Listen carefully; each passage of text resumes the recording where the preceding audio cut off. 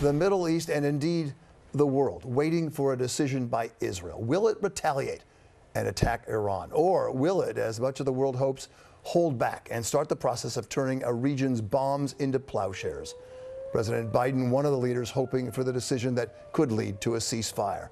Eyewitness News reporter Josh Eyeniger live for us in Jerusalem once again. Josh?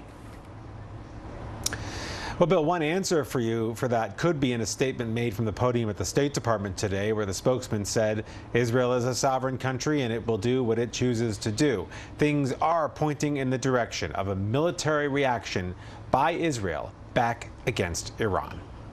Just days ago, this massive, lethal weapon of war was winging its way across the pitch-black Mideast sky.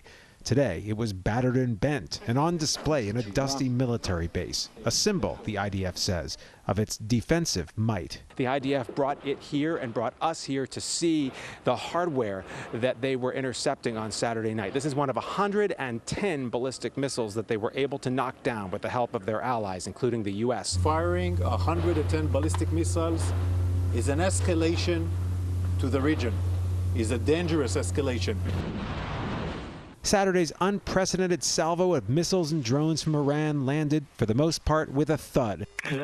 Israel eliminated 99% of the threat as people huddled in their safe rooms. I truly felt safer here than I do in New York, which I think is a bit of a crazy sentence to say. Atara Scheinson is an occupational therapist from the Upper West Side who's been volunteering at this clinic near the Gaza Strip, part of the Emergency Volunteers Project, which sources first responders, like these FDNY members, to pick up the slack when their Israeli counterparts are pressed into military service. We help you guys, you help us. It's a bridge, it's a bond.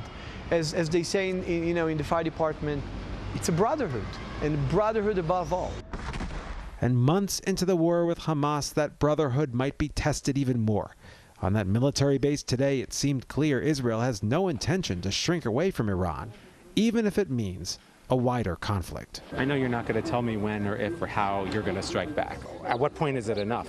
At what point do you take the win and say, our win is that we fought this off? And kick the can down the line, hoping they don't do it again. At the end of the day, these are Israeli lives that are at risk. We've now gone 3 days of the War Cabinet's meeting. We have not heard a single public pronouncement about what they plan to do. Not that they'll necessarily tell the public what they plan to do, but things do seem to be turning in the direction of a military response. We will see when and what when it happens. We are live in Jerusalem. Josh Eyeniger, Channel 7, Eyewitness News.